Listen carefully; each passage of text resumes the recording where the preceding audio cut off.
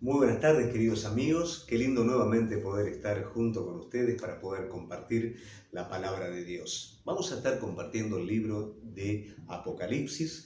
Hasta ahora hemos estado viendo el libro del profeta Jeremías y todo lo que realmente este libro encierra, ver el carácter de un hombre de Dios, ver el carácter de Dios, ver también cómo a veces la persona, sabiendo lo que Dios quiere, puede obstinarse, puede correrse del camino del Señor. Hemos visto todo eso, pero siempre vemos la misericordia de Dios actuando a favor de sus hijos. Y eso realmente es lo que fortalece nuestra vida espiritual. Me gustaría que a partir de este estudio nosotros podamos tener un concepto más amplio, más enriquecido acerca de la persona de Cristo. De hecho, es lo que realmente nosotros necesitamos. En la medida que lo conocemos a Él, a través de su palabra y a través de una experiencia personal, es cuando nos vamos fortaleciendo cada vez más en la fe. De hecho, este libro nos arroja sobre la persona de Jesucristo, el Cristo en su plena gloria, el Cristo que va a estar entronizándose como Rey de Reyes y Señor de Señores. Un Cristo que no lo podemos ver de esta manera en el Nuevo Testamento, en los Evangelios, pero sí lo vemos así en el libro de Apocalipsis. Así que bueno, es mi deseo que realmente podamos crecer en este conocimiento para que podamos de esta manera sí afirmar y afianzar nuestra fe. Vamos a ir ahora sí al capítulo 1 de Apocalipsis y vamos a ir recorriendo cada versículo y tratando de ver la serie de figuras que se presentan ahí y su interpretación correcta, porque de hecho corremos el peligro a veces de malinterpretar. Apocalipsis necesita para su interpretación una hermenéutica básica que tenga que ver con su género, que es un género apocalíptico, y tiene que ver también con el conocimiento gramatical y el conocimiento del autor, que es Juan, para poderlo comprender y para poderlo interpretar en su forma lógica, en su forma verdadera. Bueno, capítulo 1 dice, la revelación de Jesucristo que Dios le dio para manifestar a sus siervos las cosas que deben suceder pronto, y la declaró enviándola por medio de su ángel a su siervo Juan. La revelación de Jesucristo es la base del libro de Apocalipsis. Como dije anteriormente, nos revela un Cristo glorificado. Pero si vos ves, luego de la coma dice que Dios le dio. O sea que aquí es Dios el que revela a su Hijo. Es Dios el revelador y es su Hijo el agente de revelación que dio para manifestar a sus siervos. ¿Quiénes son los siervos? Los siervos implican todos los creyentes que estarían escuchando, que estarían recibiendo el mensaje. Las cosas que deben de suceder pronto son aquellos acontecimientos que acompañan a la gloria de Jesucristo, a la entronización de Jesucristo. Todos esos acontecimientos, dice la palabra, que han de suceder pronto. Esta prontitud no tiene que ver con un tiempo, ¿no? Decir, bueno, viene rápido, no es un asunto de fecha, no es un asunto de que en el momento en el que estos acontecimientos se concreten, van a ser con una gran celeridad. Esto nos hace pensar un poquito en el tiempo en el que José fue levantado, ¿no es cierto?, desde el lugar en donde estaba a un lugar de autoridad. Todo esto sucedió en un asunto de horas. El proceso fue largo, el sueño, la promesa llevó un montón de tiempo, pero en el momento del cumplimiento los acontecimientos se dieron de manera rápida. Así también la caída de Babilonia, solamente en una hora, con un día, por así decirlo, Babilonia cayó. Cuando el pueblo de Dios tuvo que ser liberado también de Babilonia, cuando fue el momento justo, los acontecimientos estaban todos preparados para hacerlo de una manera rápida. A esto refiere la prontitud de los acontecimientos. Luego también dice que declaró enviándola por medio de su ángel a su siervo Juan. Aquí vemos un enviado, que es un ángel, y vemos el receptáculo de este mensaje, que no es ni más ni menos que el apóstol Juan, aquel que recostaba su cabeza sobre el pecho del Señor. Entonces vemos que en el versículo 1, la revelación de Jesucristo que da Dios es para que sus siervos la puedan estar recibiendo. Las cosas han de suceder pronto, en el momento en el que los acontecimientos se concreten, y un ángel, que es un enviado del Señor, es el que se encarga de poder dar el mensaje a su siervo, que es Juan, que ha dado testimonio, dice el versículo 2, de la palabra de Dios y del testimonio de Jesucristo y de todas las cosas que ha visto. ¿Cuáles son todas las cosas que vio Juan? Fue la revelación del testimonio de Jesucristo y de la palabra de Dios. Eso resume todas las cosas. Luego es muy importante que vos le prestes atención al versículo 3 porque dice, bienaventurado el que lee y los que oyen la palabra de esta profecía. Acá hay una bienaventuranza, ¿no?, sobre los que tienen una actitud correcta hacia esta palabra. Y vos sabés que Apocalipsis es el único libro que empieza con una bienaventuranza y en el capítulo 22 culmina con otra bienaventuranza que tiene que ver todos aquellos que se acercan con la actitud correcta al libro, leen, escuchan, retienen, son bienaventurados. Los que leen y los que oyen la palabra de esta profecía, los que leen no son necesariamente los que leen, no literalmente la palabra, sino los que proclaman la palabra. En la traducción, los que proclaman son los que leen y los que oyen sí son quienes reciben el mensaje. Esta responsabilidad de poder escuchar apropiadamente la palabra y retener la palabra está dada tanto a los que leen como a los que oyen. Y guardan las cosas en ellas escritas porque el tiempo está cerca. ¿Qué quiere decir eso? Que ya el tiempo viene. Volvemos de nuevo, no es la celeridad, no es que viene hoy, mañana, pasado, sino que está en un proceso en el que se está acercando. Como el apóstol Pablo dice que la salvación está más cerca de nosotros que cuando creímos. Bueno, es un proceso de acercamiento. La celeridad, como dijimos al principio, va a estar cuando los acontecimientos definitivamente se cumplan. En el versículo 4 dice Juan a las 7 iglesias que están en Asia, ¿no? O sea que van a ser quienes van a recibir. Quienes reciben el mensaje de Apocalipsis son los siervos, que son los creyentes, y es la iglesia en general. Las 7 iglesias no hacen ni más ni menos que estar dando el panorama general de lo que es la iglesia. En ella vemos todos los estadios, vemos todos los comportamientos, vemos cómo se fue desarrollando la iglesia a partir de la historia, o sea que si bien fueron iglesias físicas, fueron iglesias que de alguna manera representaban el carácter de la misma. Gracia y paz a vosotros. Esta forma de saludo tiene que ver con toda bendición de Dios. Esto es particularmente a quien participa de la comunión con Dios, a quien sirve a Dios. La forma de saludar tenía que ver con gracia y paz. ¿Qué quiere decir? Gracia y paz resume toda la bendición. La bendición de lo que el Señor nos da a nosotros como un don y la bendición de ese estado continuo, que pese a que las cosas alrededor nuestro no estén como a nosotros nos gustaría, no sean inquietantes, de la mano de Él participamos de esa paz continua, no como el mundo la da, sino de la aprobación de Dios sobre nuestra vida. Ese saludo quería dar ese ejemplo a quien lo recibía. Del que es, que era y que ha de venir, esto es Dios Padre. Probablemente nosotros podemos creer, ¿no es cierto?, que es Cristo, pero aquí se presenta como Dios Padre. Y de los 7 espíritus que están delante de su trono. Los 7 espíritus que están delante de su trono son una ilustración del Espíritu Santo. Ese número 7 tiene que ver con las cualidades, los atributos del Espíritu Santo. El Espíritu Santo en el libro de Apocalipsis se desarrolla de una manera legislativa. El ministerio del Espíritu Santo se ve muy activo en el libro de Apocalipsis, desarrollando este aspecto legislativo. Y está delante del trono del Señor. Y el número 5 dice, y de Jesucristo testigo fiel, el primogénito de los muertos y soberano de los reyes de la tierra, al que nos amó, nos salvó de nuestros pecados con su sangre y nos hizo reyes y sacerdotes para Dios su Padre. A Él sea gloria e imperio por los siglos de los siglos. Volvemos de nuevo al capítulo 5, al versículo 5, mejor dicho, porque es bastante largo.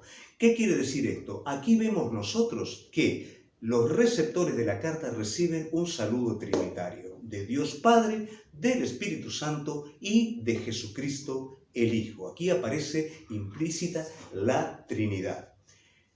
Jesucristo aparece como testigo fiel. Jesucristo, el primogénito de los muertos y soberano de los reyes de la tierra. Cuando habla de testigo fiel, nos habla de ese desarrollo que Jesús tuvo mientras caminó en esta tierra como profeta de Dios. Fue fiel a poder expresar toda la esencia de Dios al hombre.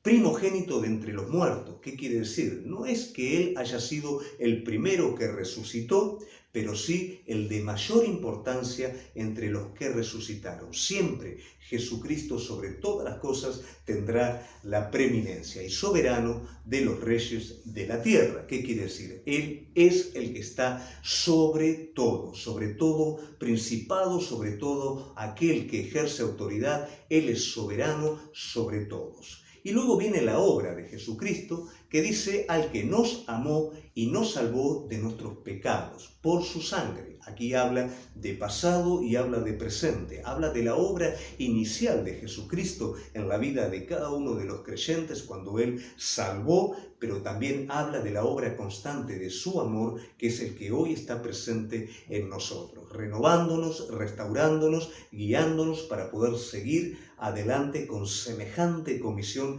hermosa que el Señor nos ha dado. Dice también en el versículo 6, y nos hizo reyes y sacerdotes para Dios su Padre, y a Él sea la gloria e imperio por los siglos de los siglos. Amén. ¿Qué quiere decir? Nos hizo parte de un reino, eso tiene que ver en cuanto a lo colectivo, y reyes y sacerdotes, poniéndonos de alguna manera, dándonos ese privilegio de poder estar entre Él y el hombre, intercediendo por la salvación y la vida eterna de cada uno de aquellos que están alrededor nuestro. Por eso es tan importante entender el rol al cual fuimos llamados. Somos parte de un reino, eso tiene que ver con un propósito, eso tiene que ver con la parte del cuerpo de Cristo.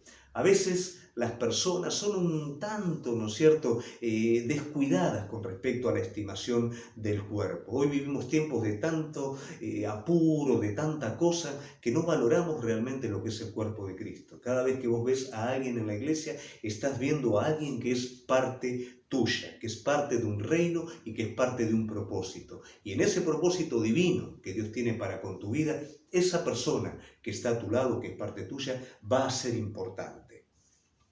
En el versículo 7 dice, he aquí que viene con las nubes y todo ojo le verá y los que le traspasaron y todo linaje de la tierra harán lamentación por él.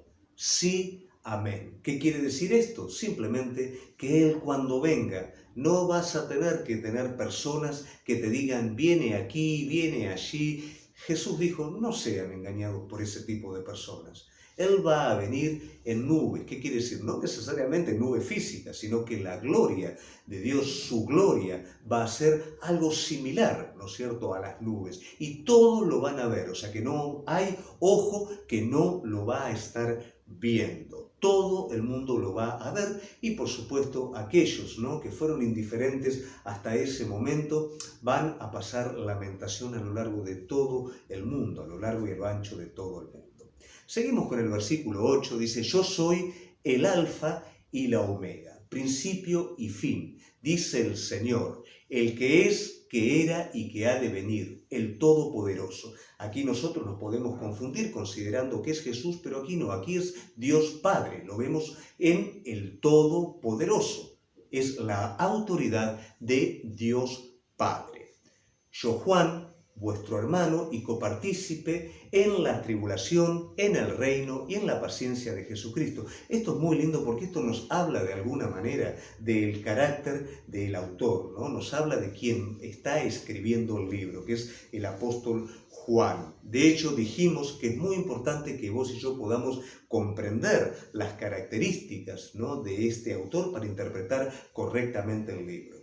Si vos prestás atención, dice, yo Juan, vuestro hermano. Él no se presenta con títulos, él se presenta en la humildad. Él se está poniendo en estos momentos en el lugar del resto de los que van a recibir el mensaje, del resto de los hermanos.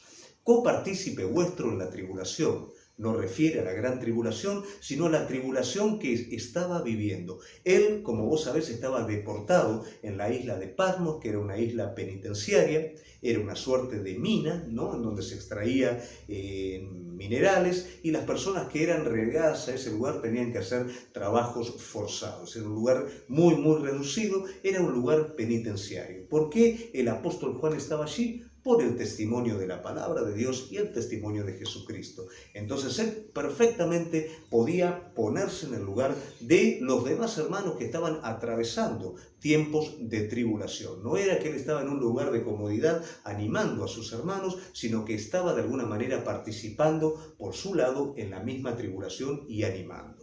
Apocalipsis es un libro que, aunque a vos te parezca mentira, de esperanza, porque la iglesia en ese entonces estaba atravesando momentos de persecución, momentos de dificultad. Entonces el libro Apocalipsis aportaba esperanza sobre la vida de ellos, en el reino y en la paciencia de Jesucristo. Estaba en la isla de Patmos por causa de la palabra de Dios y el testimonio de Jesucristo. ¿Cuál era la causa del confinamiento de este hombre de Dios?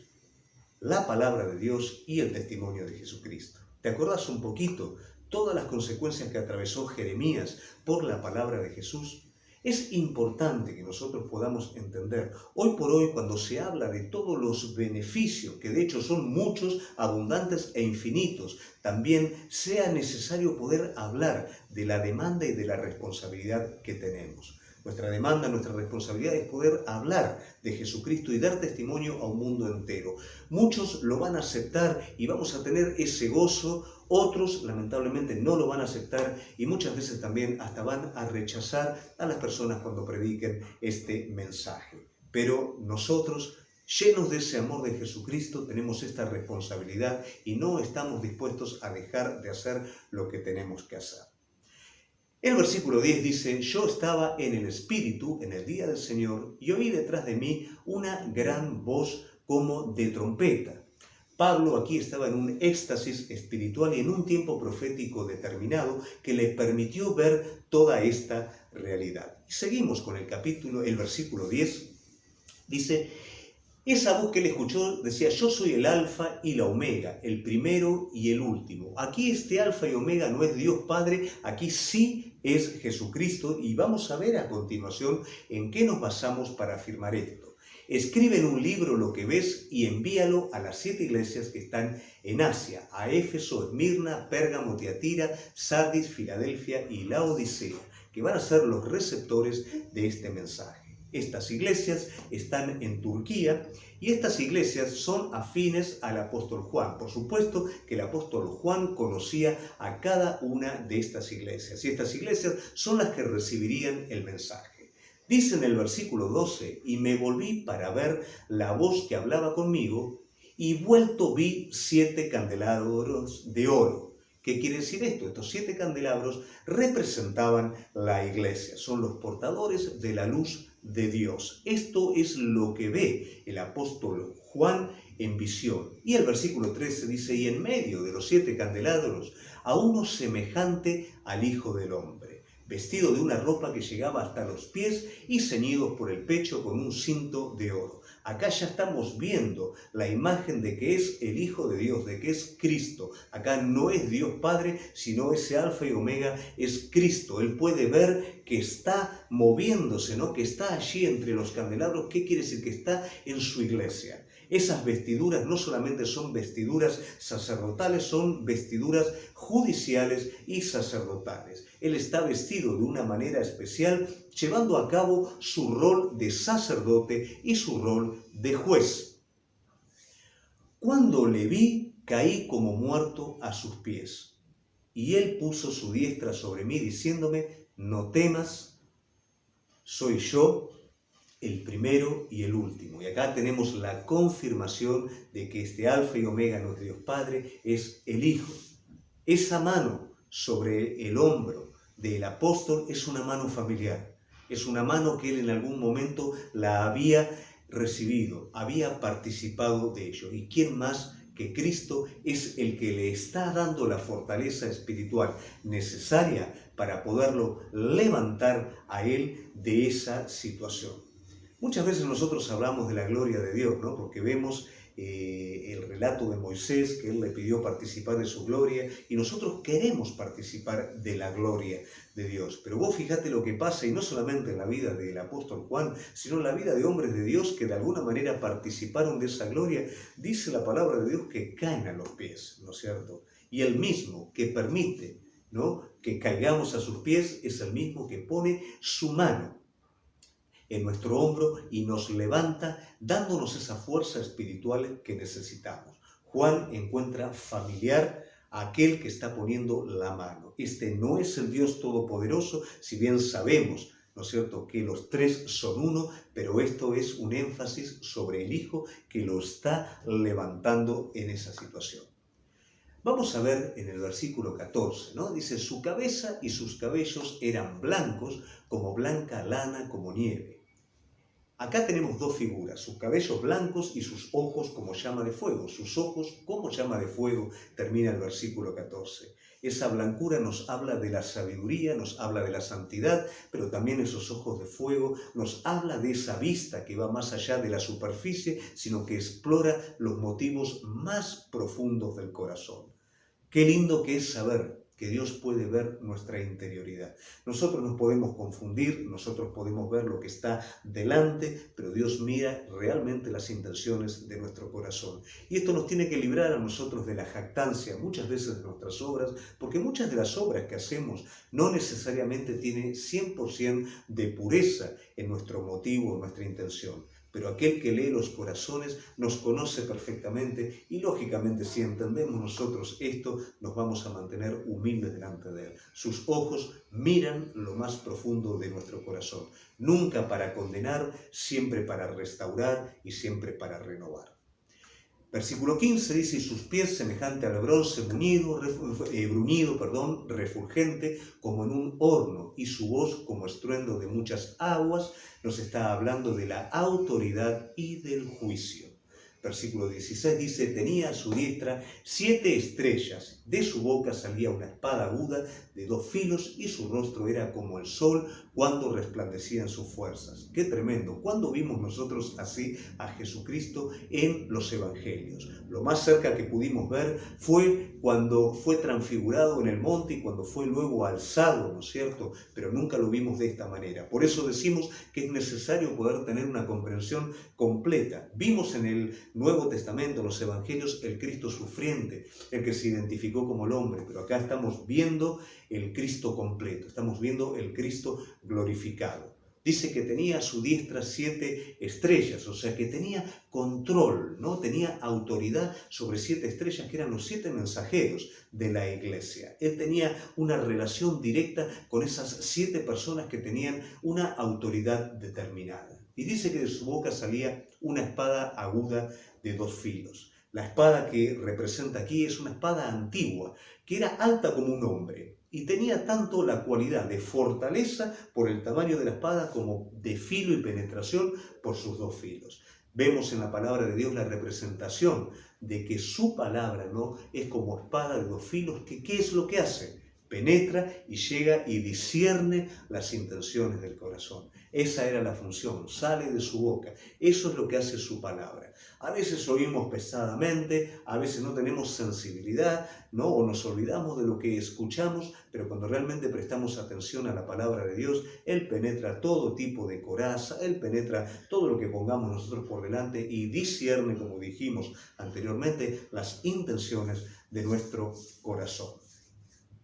Cuando le vi, caí como muerto a sus pies, y él puso su diestra sobre mí, diciendo, no temas, yo soy el primero y el último. Y el versículo 18 dice, y el que vivo y estuve muerto, mas he aquí que vivo por los siglos de los siglos. Amén.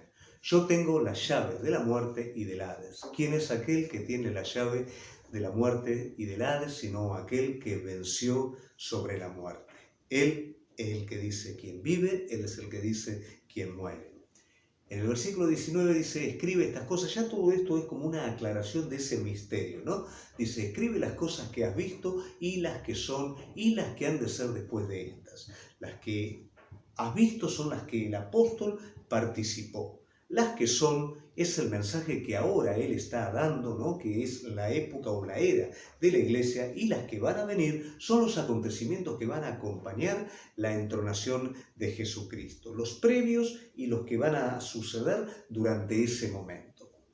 El versículo 20 dice: el misterio de las 7 estrellas que has visto a mi diestra y de los 7 candeleros de oro. Las 7 estrellas son los ángeles de las 7 iglesias, o sea que serían los mensajeros, aquellas personas que tienen una relación, una autoridad directa dada por Cristo. Y los 7 candeleros que has visto son las 7 iglesias, que, como dijimos anteriormente, ellas resumen de alguna manera no solamente los periodos históricos de la iglesia, sino el carácter de la misma. Qué bueno que es que a través de este estudio podamos estar conociendo un aspecto nuevo de Jesucristo. En los evangelios, como dijimos anteriormente, lo vimos como el siervo sufriente, como aquel menospreciado por los hombres, pero aquí lo estamos viendo como Rey de Reyes, como Señor de Señores en su gloria. Que realmente el conocimiento de Jesucristo se pueda renovar en nuestra vida y esta nueva perspectiva que estamos teniendo nos ayude en un real y verdadero crecimiento espiritual. Y hasta aquí vimos el capítulo 1. Vamos a estar viendo la semana que viene, el día jueves, a las 18 horas, el capítulo número 2. Ya vamos a entrar en el mensaje directo a las iglesias. Es mi deseo que haya podido ser esta palabra de bendición para tu vida. Me gustaría orar por vos y te invito a cerrar tus ojos allí en donde estás. Y Señor, queremos agradecerte. Queremos pedirte que a través de tu palabra podamos ser renovados, podamos crecer, podamos conocerte cada día más, sabiendo que en este conocimiento está el bien, está la gloria del hombre. Necesitamos un conocimiento renovado tuyo y ruego, Señor, que a partir de este estudio podamos conocerte de una manera mucho más amplia que la que te conocimos hasta ahora. Te pido también tu bendición sobre la vida de todos aquellos que nos están viendo, sobre la necesidad particular de todos aquellos que en estos momentos están viviendo situaciones difíciles. Te damos gracias en el nombre poderoso de Jesús. Amén. Gracias, querido amigo, por acompañarnos. Te estoy esperando el día sábado a partir de las 8 de la noche para poder compartir una palabra y, por supuesto, el próximo jueves para seguir compartiendo acerca de este estudio tan lindo que es Apocalipsis. Dios te bendiga mucho.